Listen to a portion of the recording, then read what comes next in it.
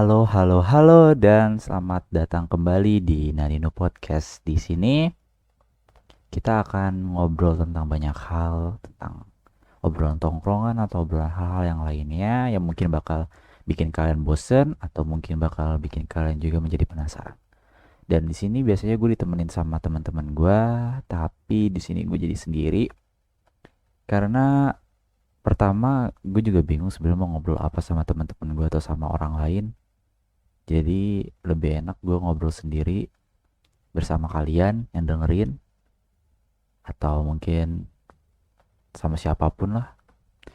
Ya pokoknya di sini kali ini bakal berbeda dengan episode sebelumnya yang dimana biasanya kita pada ngobrol bareng-bareng 2 sampai 3 orang lebih, dan di sini kita hanya ngobrol berdua kalau misalkan kalian mendengarnya sendiri, atau mungkin bertiga kalau misalkan kalian mendengarkan bersama teman kalian.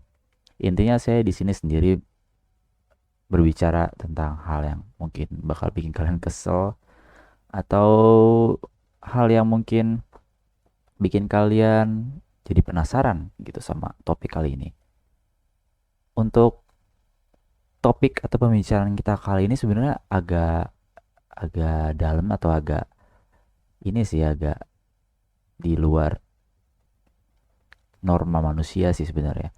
Ini kita bakal ngobrolin tentang hukum. Hukum ini ya tentang hukum kekuasaan, dan sumbernya itu dari buku siapa ya? Dari bukunya Robert Greene ya namanya, Robert Greene, yang berjudul The 48 Laws of Power. Bagi Greene sendiri, kekuasaan adalah normal dari penulisnya, atau amoral atau tidak bermoral itu artinya. Ini ya permainan. Jadi kekuasaan itu adalah sebuah permainan sosial. Untuk menguasainya, kalian harus mempelajari dan memahami orang. Namun, kalian juga harus selalu mengambil rute yang paling tidak langsung menuju kekuasaan atau berbelit-belit. The 48 Laws of Power adalah buku pegangan dalam berbagai seni tipuan, meliputi rentang waktu dari 3000 tahun. The 48 Laws of Power mencakup 48 buah kebijaksanaan dari pria dan wanita di berbagai peradaban internasional yang semuanya memiliki benang merah yang sama. Buku Green adalah penyuling dari akumulasi kebijaksanaan dan panduan bagaimana menjadi lebih kuat. Ini adalah sumber pengetahuan yang tidak ternilai bagi mereka yang ingin maju. Kita akan masuk ke daftar hukum 48 hukum ini dan mungkin bakal dijelasin secara singkat untuk setiap hukumnya. The 48 Laws of Power disusun sebagai daftar terperinci yang menggali setiap undang-undang secara rinci dalam ringkasan 48 hukum kekuasaan ini. Kalian bisa melihat masing-masing hukum secara bergantian dan kalian juga bisa mengeksak setiap poin-poinnya untuk kalian pertimbangkan sebelum mengambil langkah selanjutnya. Sebelum gue masuk ke daftarnya, mungkin ada disclaimer untuk kalian. Mungkin kalau misalkan kalian udah mendengarkan perkataan ini, kalian berarti udah menyetujui kalau misalkan kalian tidak akan menyalahkan siapapun kalau misalkan ada sesuatu yang berubah ke dalam diri kalian, karena kemungkinan besar poin di buku ini ada sedikit yang bakal merubah cara kalian memandang dunia atau mungkin bakal menjadikan kalian amoral. Jadi kalau misalkan kalian untuk sekarang itu adalah orang yang sangat bermoral, lebih baik jangan membaca buku ini karena mungkin akan terpengaruh. Kita akan mulai di hukum pertama. Jangan pernah mengalahkan your master. Selalu membuat orang berada di atas kalian merasa nyaman atau superior. Sembunyikan sejauh mana bakat kalian sendiri. Karena master kalian atau orang yang di atas kalian itu atau guru kalian lah mungkin merasa tidak nyaman. Semakin kalian itu membuat master kalian muncul, semakin besar tingkat kekuatan yang akan kalian dapatkan. Mereka yang berada di atas atau kalian ingin merasa aman dan superior di posisi mereka. Ini mungkin melibatkan atau membuat beberapa kesalahan yang tidak berbahaya sehingga kalian dapat meminta bantuan kepada guru kalian atau master kalian. Namun, jika kalian secara alami lebih menawan daripada master kalian, jadi disarankan untuk hindari bekerja untuk master kalian sepenuhnya atau lebih baik kalian bekerja sendiri. Kemudian ada hukum yang kedua, itu adalah never put too much trust in your friends. Dan kalian itu harus belajar caranya untuk menggunakan atau using your enemies atau musuh kalian. Teman kalian itu kemungkinan besar bakal membetray atau bakal menusuk kalian dari belakang dari berdasarkan envy atau kecemburuan kepada diri kalian. Namun kalau kalian memperkerjakan musuh kalian, mereka bakal proof atau membuktikan kalau misalkan diri mereka itu adalah diri yang sangat trustworthy atau dapat dipercaya, as they have more to prove, and consequently lo itu gak bakal ada rasa takut kalau misalkan lo berteman dengan musuh kalian. Dan often you think you know that your friends better than you do. Dan mungkin ini juga bakal jadi anxiety atau apa namanya itu sekarang itu yang orang-orang ini insecure gitu, karena kemungkinan besar kalian melihat teman-teman kalian tuh pasti bakal di atas diri kalian. Namun kalau misalkan kalian melihat musuh kalian, pasti kalian bakal memandang kalau musuh kalian itu di bawah dari diri kita. Jadi untuk masalah insecure itu bakal menghilang kalau misalkan kalian berada di lingkungan yang penuh dengan musuh kalian. Kemudian ada hukum yang ketiga, itu adalah sembunyikan niat Anda atau sembunyikan niat kalian. Selalu menjaga niat kalian dikaburkan. Dengan cara ini lawan lo pada tidak dapat membela diri, buat mereka tersesat, dan pada saat mereka menyadari rencana lo semuanya sudah terlambat. Gunakan kecerdasan manusia untuk mempercayai penampilan untuk keuntungan Anda atau keuntungan kalian. Dengan menguntungkan serangkaian niat umpan di depan lawan lo pada, mereka akan gagal melihat apa yang sebenarnya lo rencanakan. Dengan menyelubungi niat lo, orang akan percaya kalau lo itu ramah dan jujur.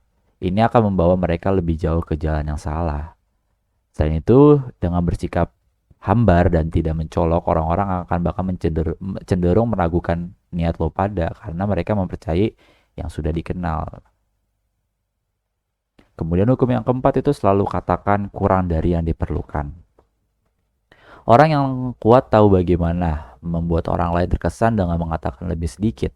Semakin banyak lo mengatakan, semakin besar kemungkinan lo akan mengatakan sesuatu yang bodoh, karena orang-orang terus-menerus mencoba mencari tahu apa yang tampaknya dipikirkan orang lain. Keheningan membuat mereka tuh tidak nyaman dengan mengendalikan apa yang lo ungkapin.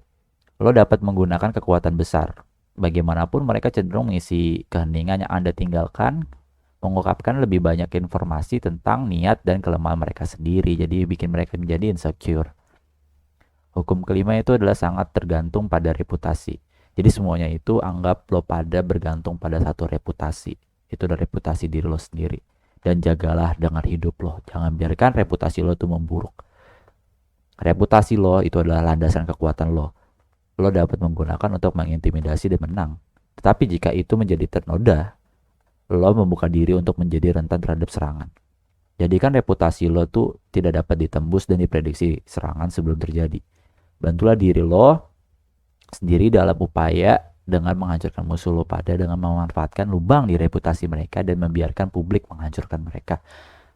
Jadi intinya itu jaga reputasi lo, dan kalau bisa mencari kebolongan di reputasi orang lain biar kalian bisa menyerang dia, atau menjaga-jaga kalau misalkan kalian diserang, kalian bisa serang balik.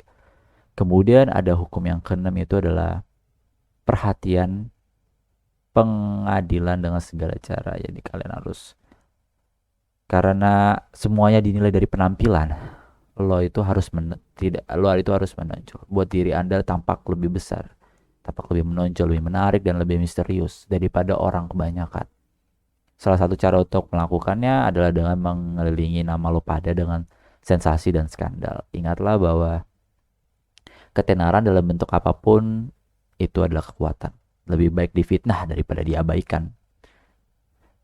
Jadi penyeimbang yang kuat untuk tingkatan ini adalah menciptakan suasana misteri di sekitar diri lo. Jauhkan kartu as lo dengan dekat dengan dada lo juga. Kemudian orang akan tertarik pada mereka yang tampaknya penuh teka-teki atau misterius. Kemudian suasana misteri meningkatkan kehadiran lo dan menciptakan antisipasi. Semua orang akan terpaku pada langkah lo selanjutnya. Dan kemudian hukum yang ketujuh itu ada buat orang lain melakukan pekerjaan untuk Anda. tapi selalu ambil penghargaan. Ya bisa dibilang biarin kan mereka bekerja dan keep your hands clean. Jangan pernah melakukan untuk diri lo sendiri dan apa yang bisa dilakukan oleh usaha orang lain. Jadi jangan lakuin sesuatu yang bisa orang lain lakukan buat lo. Jadi jangan biarkan tangan lo itu kotor. Jadi gunakan kebijaksanaan dan pengetahuan mereka untuk memajukan tujuan lo sendiri. Dengan melakukan itu, lo akan tampak sangat efisien dan berpengetahuan. Pada akhirnya mereka yang bekerja untuk lo akan dilupakan dan Anda akan diingat. Agak buruk sih, tapi emang begitu caranya mendapatkan kekuasaan. Jika lo merasa penting bahwa lo tuh melakukan semua pekerjaan sendiri, lo tidak akan pergi jauh. Akibatnya, temukan mereka yang memiliki keterampilan tidak lo punya dan temukan cara untuk mengambil pekerjaan mereka sebagai milik lo sendiri atau mempekerjakan mereka dan mencantumkan nama lo pada usaha mereka. Hukum ke-8 itu bisa dibilang adalah buat orang lain datang kepada lo dan gunakan umpan balik jika perlu. Itu selalu lebih baik untuk membuat lawan lo datang kepada lo karena mereka harus meninggalkan rencana dan strategi mereka dalam prosesnya. Pancing mereka masuk, lalu serang. Ini mencegah lo dari reaksi terhadap lawan lo sendiri. Sebaliknya mereka harus bereaksi terhadap lo. Ini berarti memainkan permainan panjang, duduk santai dan tetap tenang saat orang lain terjebak dalam jebakan yang telah lo rencanakan dengan cermat untuk mereka sendiri. Namun, perangkap lo hanya sebaik daya tarik yang dirasakan dari umpan lo. Jika umpan lo cukup manis, lawan akan dibutakan oleh kenyataan, oleh emosi mereka. Kemungkinan lo itu bakal menang. Ada hukum yang ke-9 itu adalah menang melalui tindakan lo. Jangan pernah melalui argumen. Kemenangan apapun yang lo peroleh melalui argumen akan berumur pendek. Kebencian akan bercokol pada lawan lo alih-alih perubahan pendapat yang tulus. Sebaliknya, biarkan tindakan lo berbicara untuk lo sendiri. Jika orang setuju dengan lo mulai melalui tindakan yang lo ambil alih-alih kata, kemungkinan besar lo akan mempengaruhi opini yang bertahan lama. Kata-kata adalah solusin yang hampa dan orang akan mengatakan apa saja untuk membuktikan suatu hal. Tindakan adalah tempat lo itu menunjukkan keyakinan diri lo sendiri mengambil jalan itu. Kemudian adalah hukum yang ke-10 adalah infeksi. Hindari yang tidak bahagia dan yang tidak beruntung. Keadaan emosional dapat menular seperti penyakit. Kadang-kadang beberapa individu yang tidak beruntung membawa kemalangan mereka sendiri dan dapat menjauhkan lo juga jika lo terlalu dekat dengan mereka. Karena itu pastikan untuk bergaul dengan yang bahagia dan yang beruntung. Orang yang tidak bahagia cenderung menggambarkan diri mereka sebagai korban dan sebelum lo menyadari hal itu adalah penyebab kemalangan mereka sendiri, mereka telah menginfeksi lo dan kesengsaraan mereka berpindah ke lo. Dengan siapa yang lo putuskan untuk bergaul itu sangat penting. Dengan bergaul dengan yang sengsara, lo akan membuang waktu saja dan lo juga yang berharga dan menguras kekuatan potensial lo sendiri. Jadi bergaulah dengan orang-orang yang bagus atau mungkin lo bisa jadi lone wolf, tapi itu sangat susah ya untuk zaman sekarang. Kemudian lanjut ke hukum 11, belajarlah untuk membuat orang bergantung pada lo. Untuk mempertahankan kemandirian, lo harus membuat orang lain membutuhkan dan menginginkan lo. Semakin banyak orang yang mengandalkan lo, semakin banyak kebebasan yang lo miliki. Namun berhati-hatilah untuk tidak pernah mengajari orang-orang di sekitar lo dengan informasi yang cukup sehingga mereka dapat mulai melakukan pekerjaan itu dengan informasi. Jadi lu jangan sebar informasi yang cukup kepada mereka sampai mereka itu bisa bekerja atau hal yang bergantung pada lo itu dapat mereka lakukan sendiri. Metode ini adalah cara terbaik untuk membuat orang melakukan apa yang lo inginkan tanpa memaksa mereka atau menyakiti mereka. Setelah lo memiliki tanggungan, mereka bergantung pada lo dan lo dapat melakukan secara halus sesuai keinginan lo. Jadi ketika mereka sudah bergantung pada lo bisa melakukan apa aja secara halus.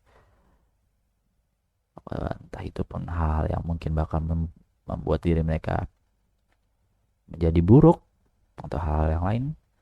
Kemudian kita lanjut ke hukum 12. Gunakan kejujuran selektif dan kedermawanan untuk melucuti senjata korban lo. Untuk melucuti senjata korban lo. Satu gerakan jujur dapat membantu menutupi jejak lusinan tindakan yang tidak jujur.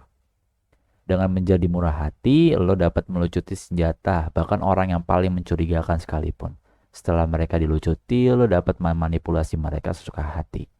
Kunci keberhasilan penipuan adalah gangguan. Tindakan kemurahan hati mengalihkan perhatian mereka yang ingin lo tipu sambil mengubah mereka menjadi anak-anak yang penurut, senang dengan sikap-sikap penuh kasih sayang. Belajarlah memberi sebelum Anda menerima adalah cara tampil untuk mendapatkan apa yang Anda inginkan. Kejujuran selektif juga berfungsi sebagai sarana untuk melecuti senjata lawan lo. Namun, menceritakan satu kebenaran saja tidak akan cukup. Lo juga harus membangun fasad kejujuran yang dibangun di atas kerangkaian tindakan untuk mendapatkan kepercayaan. Tetapi tindakan ini bisa sangat tidak penting. Jadi ya, choose wisely. Hukum yang ke-13 adalah saat meminta bantuan, membela kepentingan diri orang lain, jangan pernah berbelas kasihan atau bersyukur jika lo harus meminta bantuan. Pastikan permintaan lo itu menyertakan manfaat untuk sekutu lo yang dapat lo besarkan secara berlebihan. Ketika sekutu lo itu melihat bahwa ada sesuatu di dalamnya itu adalah untuk mereka, mereka cenderung merespon dengan antusias. Kepentingan pribadi adalah motivator terbesar bagi orang-orang. Setelah lo menguasai seni mengerjakan apa yang diinginkan orang lain dan menggunakannya untuk memajukan rencana lo sendiri, tidak akan ada batasan pada apa yang dapat lo capai. Jadi, kalau lo ingin membujuk orang, bujuklah, hal itu akan memanfaatkan diri mereka sendiri. Hukum ke-14, berpose sebagai teman, bekerja sebagai mata-mata dan mata-mata. Pengetahuan tentang musuh lo itu sangat penting. Dengan menyabar sebagai teman, lo dapat mengajukan pertanyaan tidak langsung dan secara bertahap membuat lawan lo mengungkapkan kelemahan dan niat mereka. Setelah lo mengetahui informasi ini, lo dapat memprediksi dengan lebih baik bagaimana mereka akan bergerak selanjutnya. Jika lo tidak ingin berpura-pura sebagai teman, mintalah orang lain untuk memata-matai mereka. Namun saat lo mengumpulkan informasi sendiri, lo itu membuka diri terhadap kerentanan dengan membiarkan orang lain melakukan pekerjaan lo untuk diri lo sendiri. Itu selalu lebih baik untuk memata-matai dan berpura-pura sebagai teman sendiri. Jadi kalau misalkan lo ingin mencari informasi tentang musuh lo, lebih baik lo berpura-pura jadi temannya dibanding lo harus menyewa seseorang mencari informasi buat diri lo sendiri. Mungkin emang sih itu bertentangan dengan hukum sebelumnya yang jangan biarkan pekerjaan itu dilakukan diri lo sendiri tapi dilakukan orang lain. Namun untuk hal ini lebih baik dilakukan oleh diri lo sendiri karena kemungkinan besar orang yang memata-matai itu, yang lo suruh mata-matai, bakal menusuk lo atau betray lo di akhir. Hukum ke-15 adalah hancurkan musuh lo sepenuhnya. Jadi kalau punya musuh, hancurkan langsung, bang, langsung jadi kecil. Jangan biarkan mereka bisa hidup lagi. Untuk menghancurkan musuh lo itu musuh sebagian, berarti mereka pada akhirnya akan pulih dan membalas dendam. Pada akhirnya lo hanya dapat mendapatkan kedamaian dan ketenangan jika musuh lo itu tidak ada lagi. Jika lo berhasil menghapus semua opsi lawan, maka mereka tidak punya pilihan selain tunduk pada keinginan lo. Dengan memberi mereka apa untuk dinegosiasikan dan tidak ada ruang untuk bermanuver, lo akan menghancurkan mereka.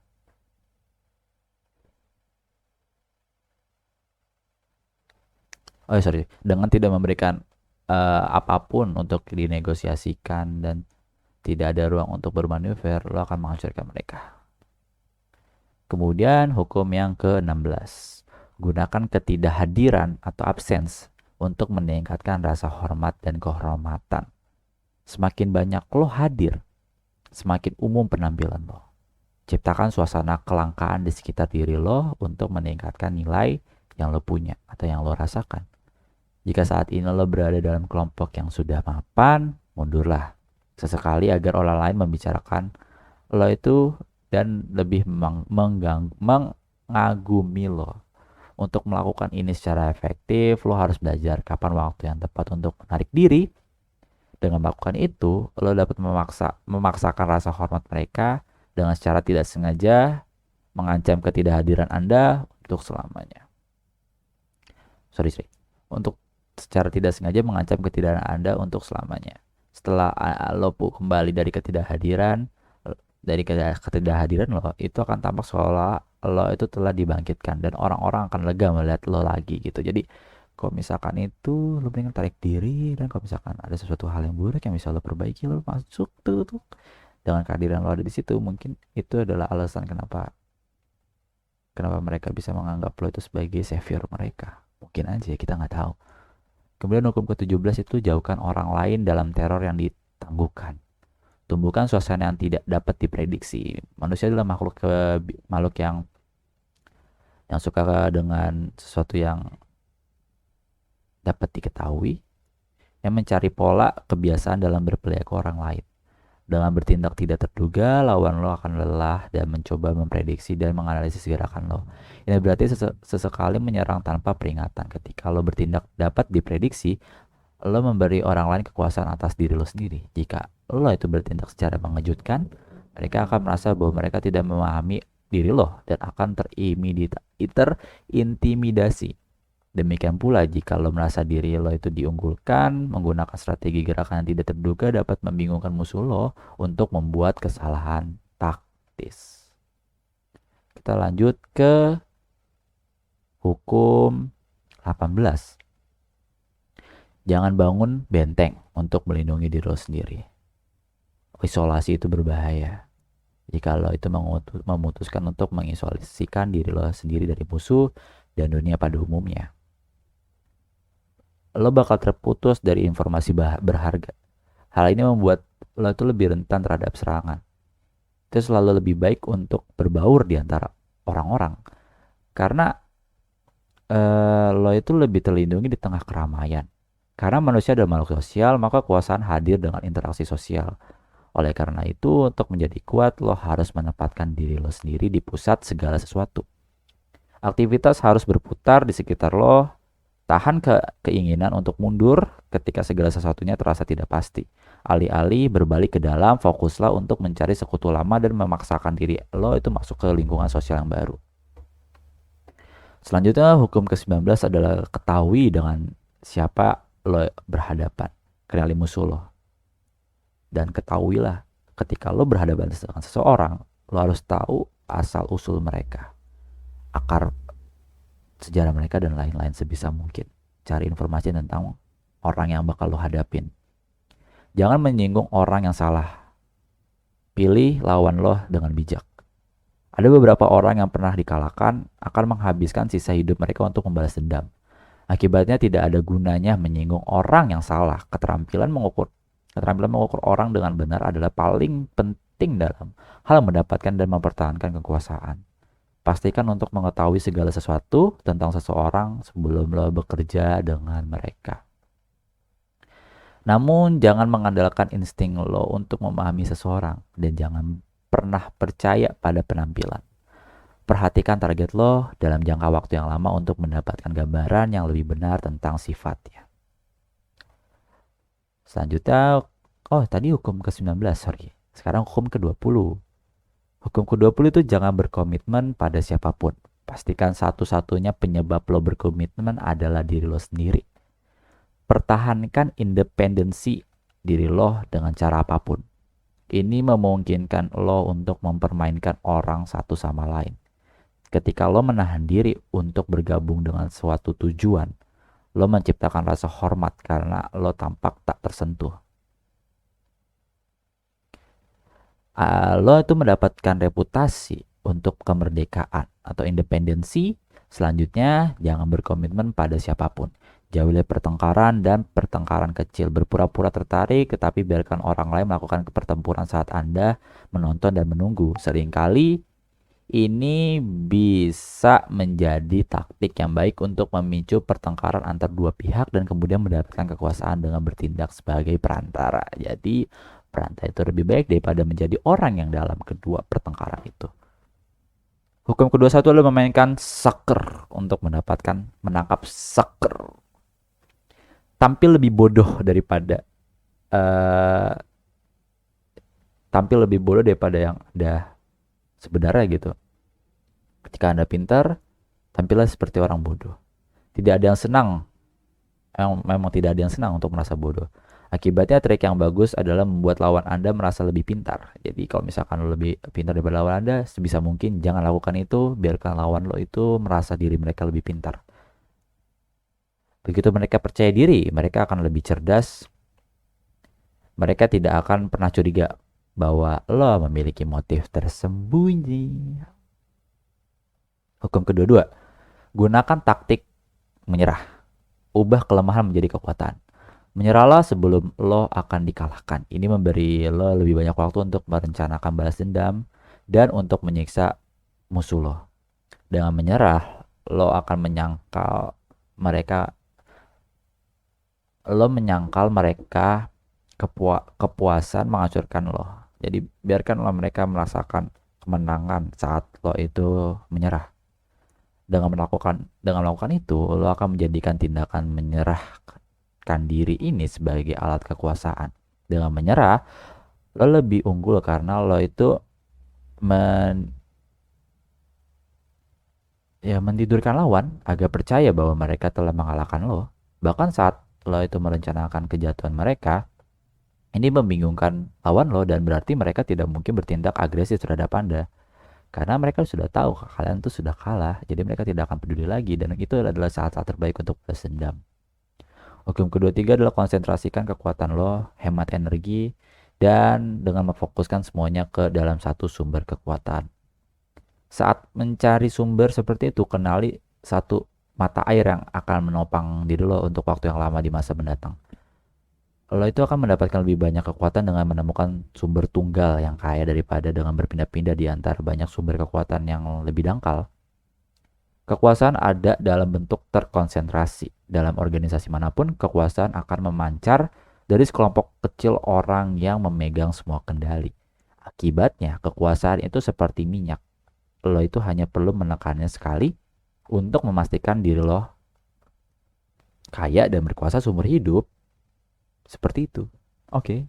Kita lanjutkan ke hukum ke-24. Yaitu mainkan courtier sempurna. Courtier apa ya? Gue lupa lagi. Arti courtier itu apa? Tapi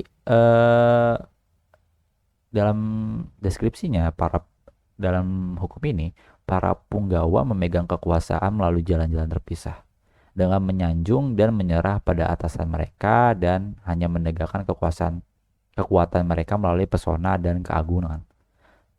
Mereka secara bertahap mengumpulkan kekuatan yang terus meningkat. Ada beberapa langkah yang dapat dilakukan seseorang untuk menjadi penggawa atau courtier yang sempurna dan langkah-langkah tersebut adalah sebagai berikut. Pertama, berlatih acuh tak acuh. Kedua, berhemat dengan sanjungan. Ketiga, menyesuaikan gaya dan bahasa lo itu sesuai dengan audiens lo. Keempat, menghindari menjadi pembawa berita yang buruk. Kelima, jangan pernah mengkritik atasan lo karena menjadi pengamat diri sendiri. Ketujuh, kuasai emosi lo. Dan terakhir, menjadi sumber kesenangan. Hukum ke-25, ciptakan kembali diri Anda. Atau jangan menerima peran yang diberikan masyarakat kepada lo. Tempa identitas lo sendiri, identitas yang menarik perhatian. Kuasai citra lo daripada membiarkan orang lain mendiktekan untuk diri lo. Ubah diri lo menjadi sosok kekuatan seolah-olah membentuk diri lo dari tanah liat yang dapat dibentuk. Untuk melakukan ini, pertama-tama lo harus sadar diri dan lo itu harus belajar menguasai emosi lo. Kemudian lo harus membuat karakter yang mudah diingat. Dan dari sini lo dapat belajar memainkan banyak peran untuk beradaptasi dengan apa yang dituntut oleh situasi tertentu dari diri lo. Namun, ingat bahwa bertindak berlebihan bisa menjadi kontraproduktif. Hukum ke-26, jagalah kebersihan tangan Anda. Lo itu harus menjaga penampilan tanpa noda. Lo seharusnya tidak pernah dikaitkan dengan perbuatan jahat. Untuk melakukan ini, gunakan kambing hitam untuk menyamarkan keterlibatan lo. Reputasi lo adalah paling penting. Apa tuh maksudnya? Reputasi lo lebih bergantung pada apa yang lo sembunyikan daripada apa yang lo ungkapkan. Lo harus selalu memiliki kambing hitam yang nyaman di tangan ketika perlu menyembunyikan aktivitas lo yang lebih meragukan. Selain kambing hitam, lo juga dapat membutuhkan cakar kucing. Ini adalah seseorang yang melakukan pekerjaan kotor lo untuk diri lo sendiri sambil menutupi keterlibitan diri lo. Ini berarti membiarkan orang lain menjadi pembawa berita buruk sementara lo itu memilih untuk mengasosiasikan diri lo sendiri secara eksklusif dengan yang baik. Ciptakan pengikut seperti aliran sesat dengan memainkan kebutuhan orang untuk percaya. Wah, ini bakal jahat banget sih. Orang yang percaya pada sesuatu dengan menciptakan diri lo sebagai entitas seperti sekte, mereka akan mengikuti diri lo dan memberi lo kekuatan yang tak terhitung jumlahnya. Untuk menjadi sosok seperti itu, lo harus mengikuti langkah yang mungkin seperti ini. Yang pertama, jauhkan kata-kata lo kabur dan harus membuat sederhana tetapi penuh janji. Menekankan antusiasme daripada intelektual dan rasional. Susunan sekelompok Anda sesuai dengan bentuk-bentuk agama yang terorganisir, menyamarkan sumber penghasilan lo, dan buat dinamika kita lawan mereka. Lakukan tindakan hukum ke-8, lakukan tindakan dengan keberanian. Semua orang mengagumi yang berani. Orang-orang yang pemalu dicemooh. Akibatnya lo tidak boleh memiliki tindakan dengan setengah hati. Keraguan lo akan menjadi jelas dan akan menodai reputasi lo. Itu selalu lebih baik untuk bertindak dengan berani. Setiap kesalahan yang dibuat dengan mudah dikompensasi dengan bertindak lebih berani. Sedikit yang terlahir berani, itu kebiasaan yang perlu dipupuk. Itu harus dipraktekkan, demikian juga sifat takut juga merupakan sifat yang dipelajari. Jika lo mendapatkan diri lo bertindak malu, lo harus membasmi ini dan menggantinya dengan tindakan berani. Hukum ke-9, rencanakan semua jalan sampai akhir. Selalu rencanakan sampai akhir. Ini berarti memikirkan setiap kemungkinan yang dapat mencegah diri lo mencapai tujuan akhir. Dengan demikian lo akan dapat mengakomodasi kejutan apapun di sepanjang jalan dan mengamankan masa depan lo. Kebanyakan orang terlalu terjebak oleh emosi mereka pada saat itu dan melihat ke depan. Jadi ini akan memberi lo itu keunggulan. Rencanakan secara terinci sebelum lo bertindak dan jangan menyerah untuk membuat rencana yang tidak jelas. Tujuan akhir lo itu harus selalu jelas. Hukum ke-30, jadikan pencapaian lo itu tampak mudah. Jadikan kesuksesan lo itu tampak mudah. Sembunyikan semua kerja keras lo dan trik yang lo gunakan untuk mencapainya. Karena jika tidak, itu akan membangkitkan terlalu banyak rasa ingin tahu pada orang lain. Jangan pernah mengungkapkan bagaimana lo mencapai posisi kekuasaan. Ini jujur gue pernah gue terapin. I'm sorry. Mencapai posisi kekuasaan lo kepada siapapun, atau mereka mungkin menggunakannya untuk melawan diri lo sendiri. Ya, ini gue lagi terancam di posisi itu. Gue nggak tahu nih berkata benar atau enggak, kalian yang menilai. Ada keuntungan besar untuk tetap diam. Semakin misterius tindakan lo, semakin besar kekuatan yang lo miliki. Ini akan membuatnya seolah lo itu memiliki hadiah eksklusif yang tidak dapat ditiru oleh siapapun dan tidak mengenal batas.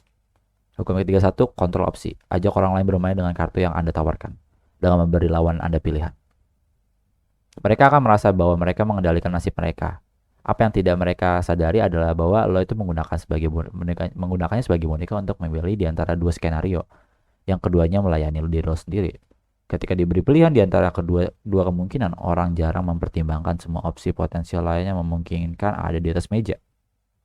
Sebaliknya mereka secara membabi buta memilih untuk percaya bahwa mereka memiliki otonomi dalam pengambilan keputusan mereka. Terlalu banyak kebebasan menciptakan kecemasan. Dengan menyiapkan tentang pilihan yang sempit, lo dapat memandu lawan untuk bermain tepat di tangan diri lo sendiri. Hukum ke-32, bermain menjadi fantasi orang. Karena kebenaran seringkali jelek. Jika lo menariknya, lo beresiko dibombardir dengan kemarahan dan kekecewaan. Sebaliknya dengan memanfaatkan fantasi orang lain, orang-orang akan berbondong-bondong ke diri lo saat lo menawarkan alternatif kekecewaan realitas. Dengan mengamati aspek kehidupan sehari-hari, mana yang paling dibenci? Lo dapat membayangkan fantasi yang menjanjikan kebalikan dari realitas masyarakat saat ini. Dan dengan demikian memiliki kekuatan fenomenal ini yang menurut gue lagi diterapkan oleh Andrew Tate. Itu menurut gue loh. Hukum ke-32 ini. Hukum ke-33, temukan time screw setiap orang. Temukan kelemahan lawan lo. Ini seringkali merupakan rasa tidak aman, emosi, atau keinginan yang tidak terkendali. atau terkadang kesenangan rahasia. Untuk melakukannya, cari hal yang berikut ini. 1. Contoh ketika mereka berperilaku seperti anak kecil, yang menunjukkan beberapa trauma yang belum terselesaikan di masa kanak-kanak. 2. Kontras. Karena sifat yang terang-terangan sering menyembunyikannya secara berlawanan, yaitu arogansi sering menyembunyikan rasa tidak aman. Terus ketiga, tautan lemah, yang seringkali adalah seseorang di belakang layar yang mengendalikan perilaku mereka. Kemudian adalah cara untuk mengisi kekosongan ketidakamanan atau ketidakbahagiaan mereka untuk menggunakan kekuatan yang signifikan. Dan yang terakhir adalah bagaimana mendorong emosi mereka yang tidak terkendali, karena mereka itu tidak akan dapat mengendalikan diri mereka sendiri, dan lo tuh dapat melakukan pengendalian untuk mereka. 34, hukum 34, jadilah raja dengan gaya lo sendiri, bertindak seperti raja untuk diperlakukan seperti raja. Bagaimana lo menampilkan diri lo sendiri kepada dunia akan mencerminkan bagaimana orang lain melihat dan memperlakukan diri lo. Bawa diri lo sendiri dengan harga diri, kepercayaan diri, dan martabat untuk membuatnya tampak seperti lo tuh ditakdirkan untuk berkuasa. Jika kita harus membuat diri kita menuntut dan berharap sebanyak anak kecil, percayalah bahwa lo ditakdirkan untuk menjadi hebat, dan keyakinan ini akan terpencar keluar dan orang lain juga akan mempercayainya. Minta lebih sedikit dan itulah yang akan lo dapat. Hukum 35, kuasai seni pengaturan waktu. Tampaknya tidak pernah terburu-buru. Kesabaran adalah sesuatu kebajikan. Belajarlah untuk menunggu waktu lo dan hanya menyerang ketika waktunya tepat. Karena waktu adalah persepsi. Dengan penguasai emosi lo dapat membuat waktu seolah-olah bergerak lebih lambat dan memperpanjang persepsi lo tentang masa depan. Ini memungkinkan lo untuk menjadi lebih sabar dan melihat gambaran yang lebih besar.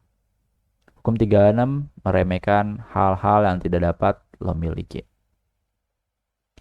Mengabaikan adalah balas dendam terbaik. Semakin sedikit minat lo pada hal yang membuat lo kesal, semakin terlihat superior diri lo. Dengan mengakui musuh lo dapat memberikan kredibilitas keberadaan mereka, dan karenanya ada kekuatan. Paradoksnya, semakin lo menginginkan sesuatu, semakin lo menghindarinya karena minat lo terlalu kuat yang membuat orang lain merasa tidak nyaman dan takut. Terkadang yang terbaik adalah membiarkan semuanya tersendiri. Dengan memunggungi apa yang lo inginkan, lo akan membuat lawan Anda menjadi gila. Ciptakan kacamata yang menarik. Hukum ke-37. Dengan menghasilkan gerakan yang agung dan spektakuler, lo akan meningkatkan kehadiran dan kekuatan diri lo sendiri. Orang akan terlalu terpesona oleh penampilan untuk mengungkapkan apa yang sebenarnya lo lakukan. Berbeda dengan menggunakan kata-kata, gerakan visual mengandung kekuatan emosi dan kedekatan yang tidak meninggalkan ruang dan untuk raguan. Di mana kata-kata membelah, gambar bersatu. Gunakan itu untuk keuntungan diri lo sendiri. Hukum 38, berpikirlah sesuka lo, tetapi bersikaplah seperti orang lain. Dengan secara konsisten melawan arus di depan umum, orang akan mulai membenci diri lo. Karena membuat mereka merasa rendah diri. Berarti membaur dan menyembunyikan perasaan lo yang sebenarnya untuk memelihara sentuhan umum. Dengan melakukan itu, lo akan dibiarkan sendiri untuk mengekspresikan keyakinan lo yang sebenarnya dengan cara yang tepat sasaran. Setelah basis kekuatan terbentuk, lo kemudian dapat mulai menyebarluaskan keyakinan lo secara bertahap dan lebih mungkin untuk diadopsi. Hukum ke-39, mengaduk air untuk menangkap ikan. Jika lo bisa tetap tenang saat membuat marah lawan lo bisa mendapatkan keuntungan. Dengan menemukan kelemahan mereka, lo dapat mengganggu mereka dan bermain dengan mereka sesuka hati. Semakin marah mereka, semakin konyol penampilan mereka. Ini akan mengurangi kekuatan mereka. Hukum 40, menghina makan siang gratis. Jangan pernah percaya apapun yang datang. Hukum 40 ini secara kurang lebih, jangan percaya dengan sesuatu yang disodorkan kepada lo, entah itu makanan gratis atau apa. Sesuatu yang disodorkan ke lo secara gratis itu memiliki sesuatu di balik tindakannya. Jadi berhati-hati. Apapun yang berharga layak untuk dibayar. Kebanyakan hal yang datang secara gratis datang dengan tugas harga psikologis yang memberatkannya.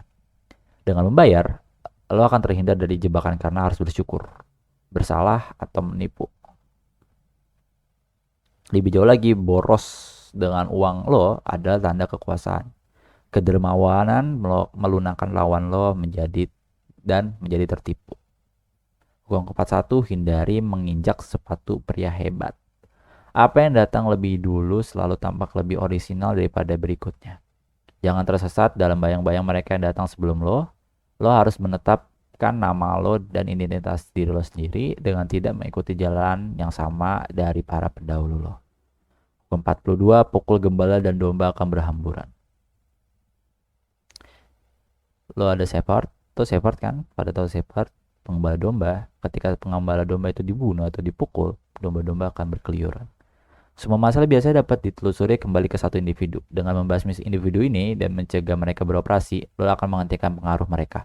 Jangan buang waktu atau pengaruh mereka akan terlipat ganda. Dalam setiap kelompok, kekuasaan terkonsentrasi di sekitar satu atau dua orang. Akibatnya pemahaman siapa yang mengendalikan kelompok sangat penting. Ini dibuat lebih menantang karena membuat owner lebih suka menyamarkan tindakan mereka. Pisahkan kekuatan mereka bagaimanapun dan mereka menjadi berlebihan atau menjadi bubar atau menjadi stres seperti domba yang kehilangan penjinaknya. Hukum 43, bekerja di hati dan pikiran orang lain. Jika orang merasa dipaksa untuk bertindak dengan cara tertentu, mereka akan membenci lo. Sebaliknya, lo harus merayu orang lain agar mereka bertindak sesuai keinginan lo tanpa lo harus memintanya. Dengan memahami psikologis dan kelemahan mereka, lo bisa bermain dengan emosi mereka dan menaklukkan hati dan pikiran mereka, agar mereka setia pada diri lo.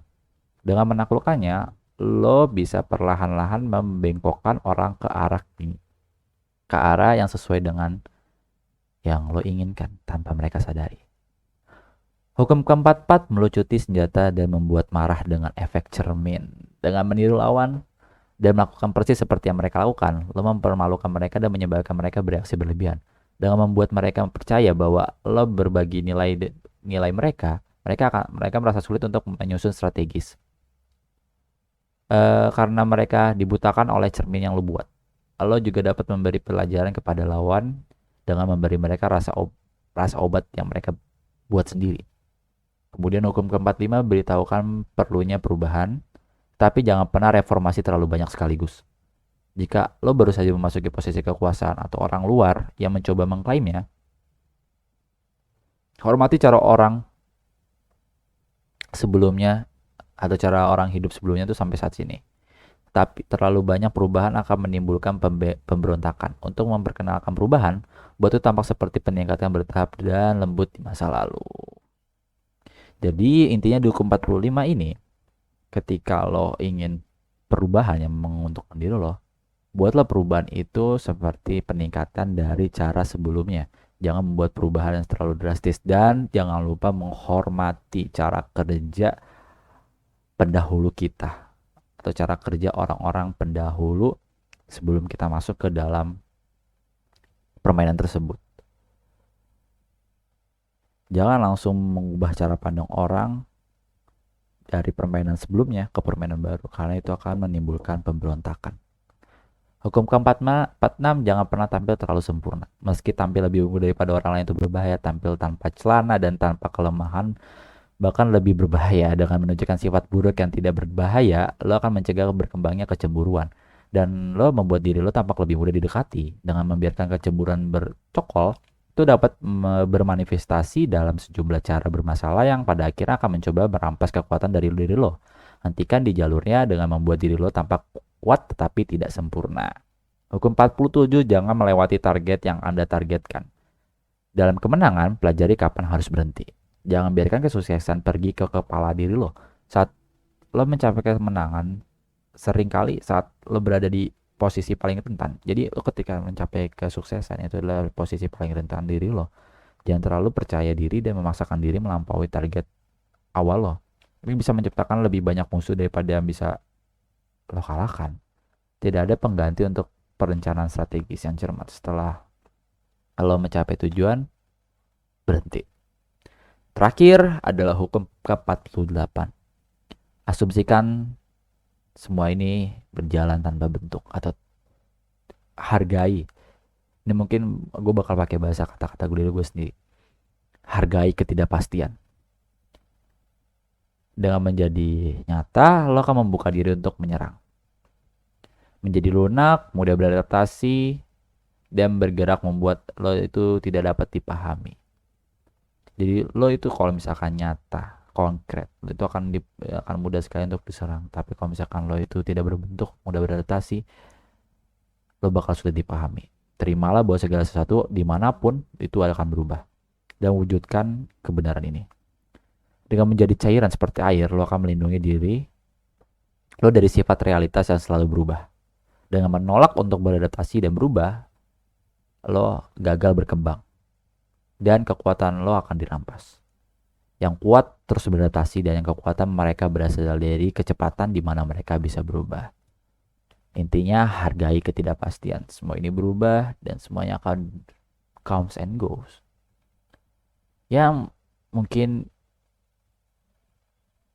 gue bakal ngambil kata-kata dari buku yang lumayan gue suka tuh, satu buku yang benar-benar gila sih, The Black Swan dari Nassim Nicholas Taleb.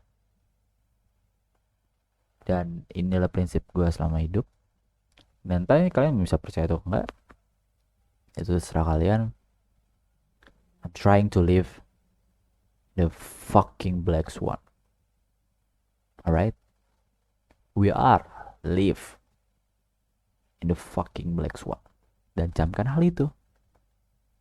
Mungkin itu saja yang dapat gue bicarain sendirian di sini, tanpa teman-teman gue yang mengelilingi gue, atau tanpa pertanyaan yang bisa gue lontarkan ke mereka. Ya, ini sebenarnya hanya sebuah pembicaraan bodoh sih. Karena mungkin juga dari kalian juga yang dengar ini gak akan percaya dengan hukum-hukum ini, atau sebagiannya itu gak sesuai dengan realitas. Tapi ketika kalian pikir-pikir lagi, setiap hukum ini berhubungan satu sama lain. Entah kalian mau percaya atau tidak, itu emang opini kalian. It's okay. Gue juga gak bakal mau merubahnya kok. Toh itu juga opini kalian, dan gue juga punya opini masing. Gue punya opini sendiri tentang 48 hukum ini. Ada sebagian yang bisa diterapin, ada juga sebagian yang gak bisa diterapin secara nyata. Namun kalau misalkan lo pikir atau lo ngambil sudut pandang yang negatif, hukum-hukum ini emang kelihatannya itu amoral, tidak bermoral, melenceng dari moral manusia. Tapi kalau misalkan lo ngambil sisi positif dari kacamata orang yang berpikir positif selalu, hukum-hukum ini bisa menjadi pelajaran buat diri lo sendiri, bagaimana untuk tidak dimanipulasi orang lain. Walaupun gimana ya, setidaknya walaupun lo itu gak bisa menyerang, setidaknya lo harus bisa bertahan. Karena gue juga percaya bertahan lebih baik daripada menyerang. Karena kalau misalkan lo bertahan, lo masih punya kendali atas alternatif yang bakal lo pakai dari outcome musuh lo yang menyerang diri lo. Sedangkan orang yang menyerang, mereka nggak tahu alternatif apa yang bakal dipakai oleh orang yang bertahan. Jadi ya anggap aja isi dari buku ini adalah sesuatu hal yang positif ya. Gue mungkin bilang di awal tuh ada disclaimer, mungkin buku ini bakal mengubah kalian menjadi amoral, atau pembicaraan ini, topik ini akan menjadi kalian tuh berubah cara pandangnya tentang dunia. Mungkin. Tapi kayaknya kalau misalkan kalian juga ikut berpikir, buku ini sebenarnya bukan buku jahat, ini sebenarnya buku baik, bukan seperti buku seperti orang-orang bilang. Ini buku baik untuk menjadikan diri lo itu dapat bertahan di dunia ini. Secara poinnya juga 48 hukum ini emang benar-benar terjadi, emang benar-benar ada di dunia nyata ini. Dan mungkin itulah tujuan dari penulis Robert Greene ya namanya ya, menuliskan buku ini, untuk supaya pembacanya dapat bertahan hidup di dunia penuh ketidakpastian ini.